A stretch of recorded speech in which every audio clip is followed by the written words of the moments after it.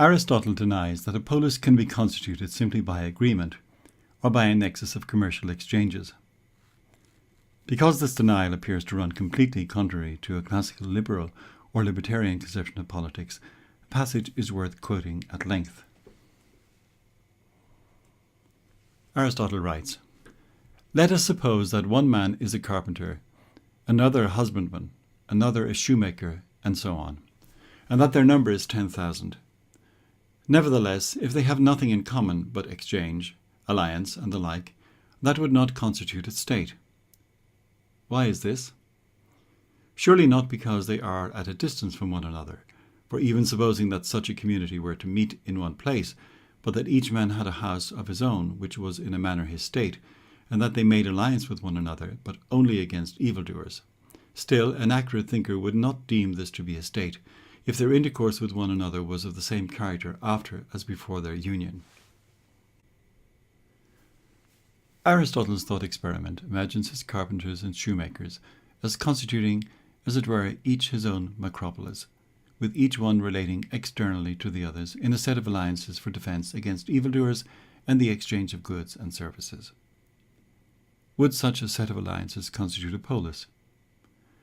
Aristotle thinks not, for apart from their alliance and their trade, the allies have nothing in common. He continues, "It is clear, then, that a state is not a mere society having a commonplace established for the prevention of mutual crime and for the sake of exchange. There are conditions without which a state cannot exist, but all of them together do not constitute a state, which is a community of families and aggregations of families in well-being for the sake of a perfect and self-sufficing life. Such a community can only be established among those who live in the same place and intermarry. Hence arise in cities family connections, brotherhoods, common sacrifices, amusements, which draw men together. But these are created by friendship, philia, for the will to live together is friendship. The end of the state is the good life, and these are the means towards it. And the state is the union of families and villages in a perfect and self-sufficing life." Trade and exchange and common defence against evildoers are all of them necessary conditions for the existence of a polis, but they are not sufficient. You cannot have a polis without them, but you could have them all and still not have a polis, because the polis is a community which has ends that go beyond the merely utilitarian, a community founded ultimately on philia or friendship.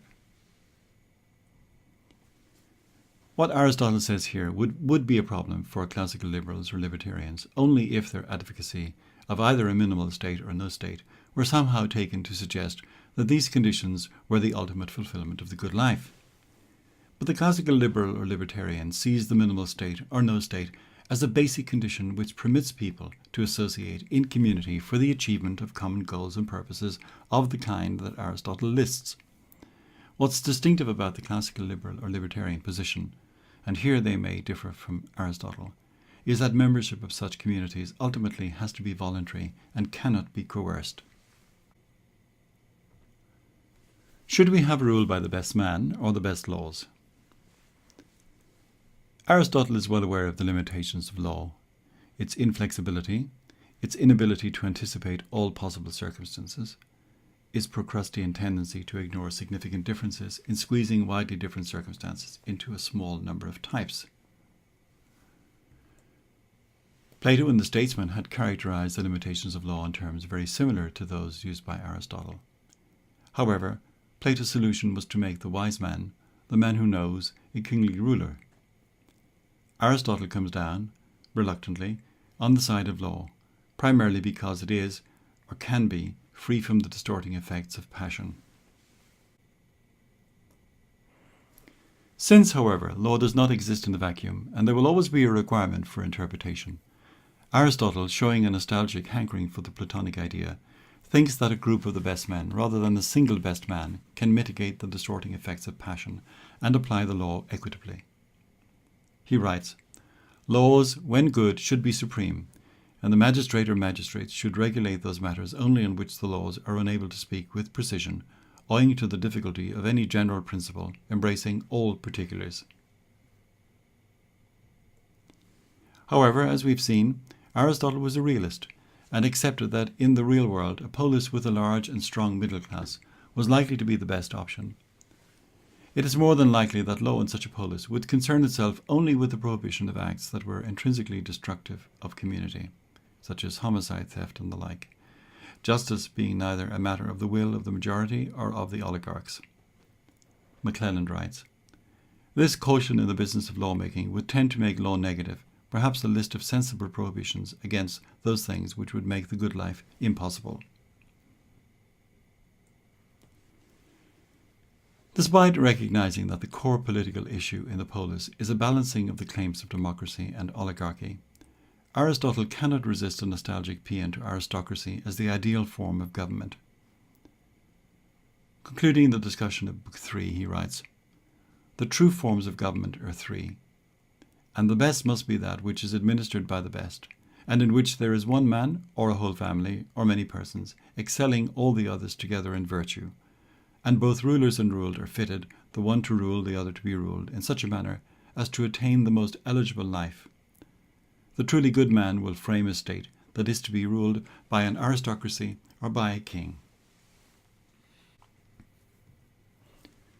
Book 4 of the Politics seems largely to be either a repetition of matters already discussed or a more detailed inquiry into the nuts and bolts of particular forms of government. Despite occasional flashes of insight, the discussion is long and often tedious. So many kinds of oligarchy, so many kinds of democracy, so many kinds of tyranny, and so on. I'm going to take the fast train through this book, stopping only at stations where there's something new or interesting to be seen.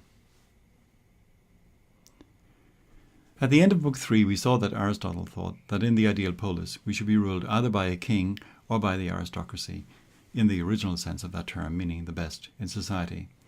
But just like Plato, Aristotle concedes that the ideal is not always possible, if ever, and so he provides us with a pattern for a polis populated by average men. Leaving aside his disquisition on monarchy and aristocracy, Aristotle has been largely concerned with a duality between rule by the rich and rule by the poor. As Lord writes, the central practical task Aristotle sets himself in the Politics is to blunt, if not eliminate, the political conflict between rich and poor. This is a class struggle or class conflict long before the term to describe it was invented by the 19th century French historian Augustin Thierry. It should be appreciated, however, that this struggle is not just about money or property, but more about the strong passions of fear, contempt, and anger aroused by a perception of unequal treatment. In this regard, Aristotle is closer to Hobbes than to Marx. Using the doctrine of the mean, which he developed in the Nicomachean Ethics, he identifies a third element midway between rich and poor. This is the middle class. Those who excel in any sphere are prone to arrogance. Those who are very poor find it difficult to follow rational principles. If those who excel rule, then we may have a city of masters and slaves. If those who are poor rule, then the city is prey to envy and resentment. Either possibility leaves itself open to tyranny.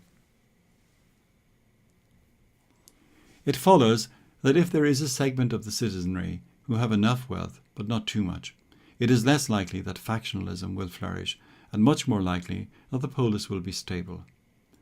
This middle element can bridge the gap between rich and poor, and avoid the vices characteristic of both these groups, being disposed to act more reasonably than either the very wealthy or the radically impoverished. Whether there is a strong middle class or not, every polis must recruit the support of the strongest class, whether of the poor or of the rich, if it wants to have some form of stability.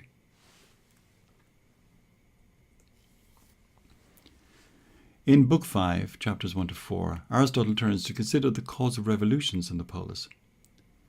He locates the principal reason for revolution either in a desire for equality, when men consider that others who are no better than they are have more than themselves, or in a desire for superiority, when men consider that their talents and natural endowments entitle them to more than others who are not so gifted.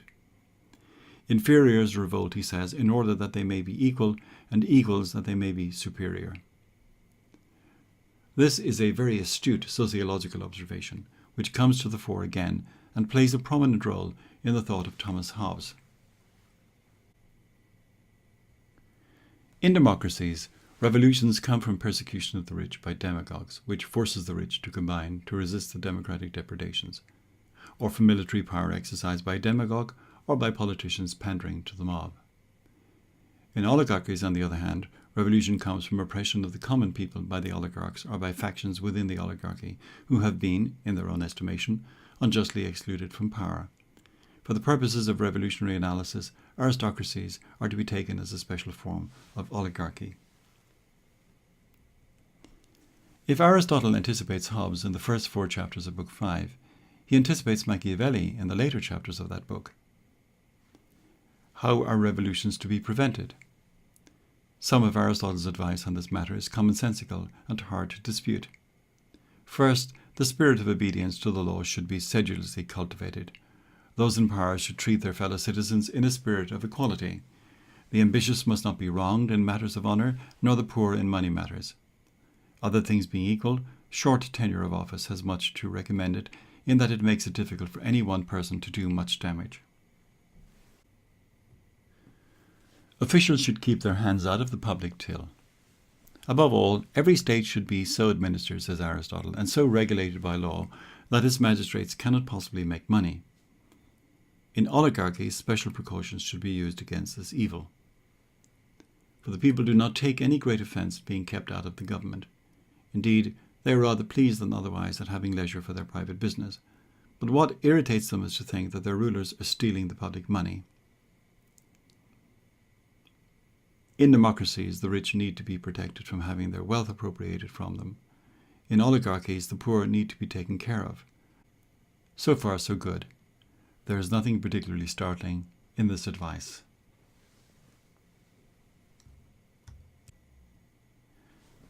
Now comes the Machiavellian bit. Aristotle notes that since fear keeps people on their toes, the ruler who has a care of the constitution should invent terrors and bring distant dangers near, in order that the citizens may be on their guard. Moreover, since possible disturbances to the state originate with individuals, there ought to be a magistracy which will have an eye to those whose life is not in harmony with the government. Having considered how monarchies in general can be preserved against disturbance, Aristotle turns his attention to tyrannies. The successful tyrant should ensure that no rivals emerge to challenge him. Aristotle writes, the tyrant should lop off those who are too high.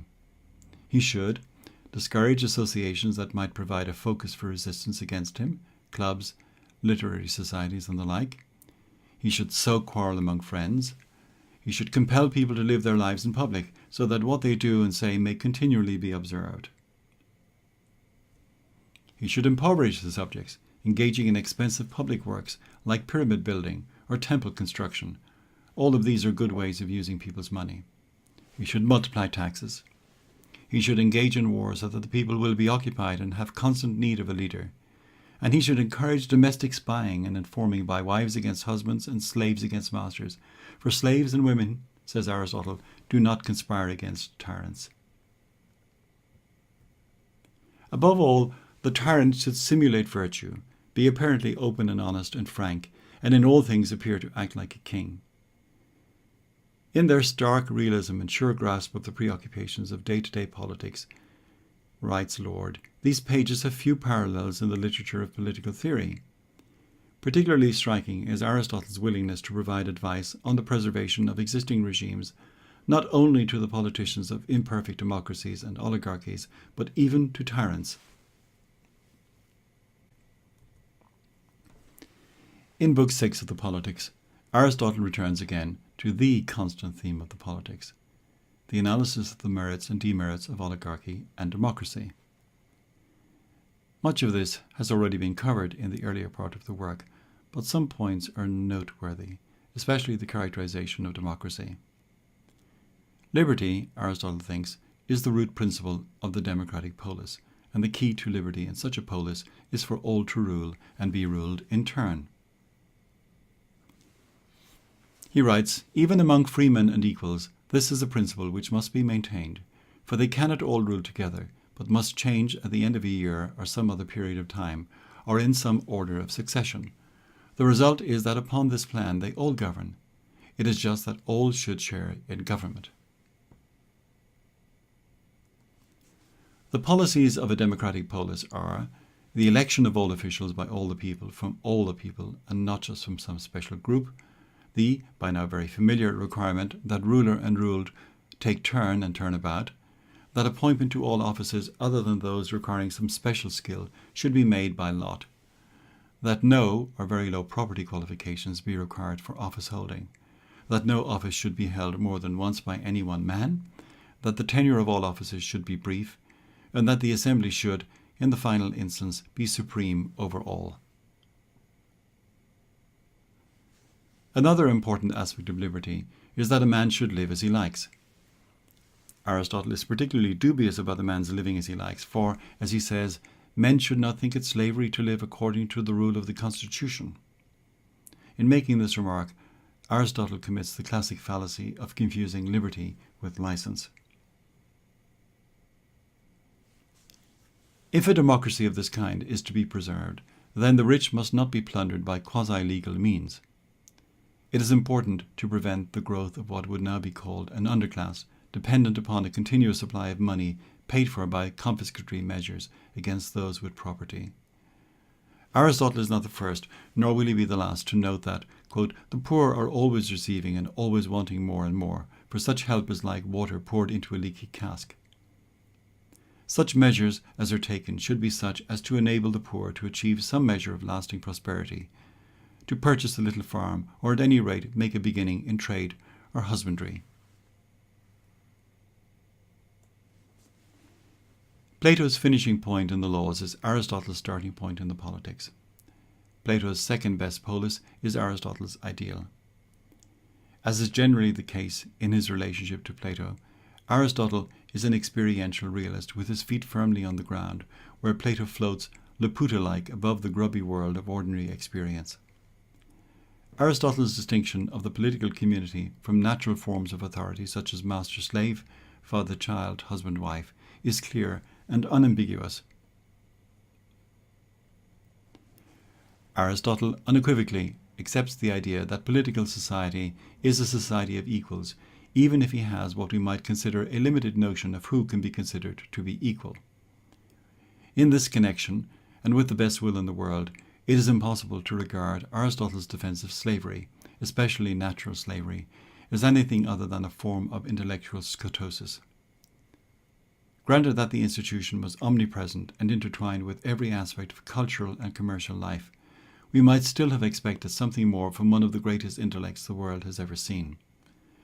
To describe Aristotle's arguments in defense of slavery as weak would make one guilty of inverse hyperbole. Now, I've touched in passing on the issue of slavery in the thoughts of the Sophist, Plato, and Aristotle. In the next two lectures, I'm going to address the issue of slavery directly.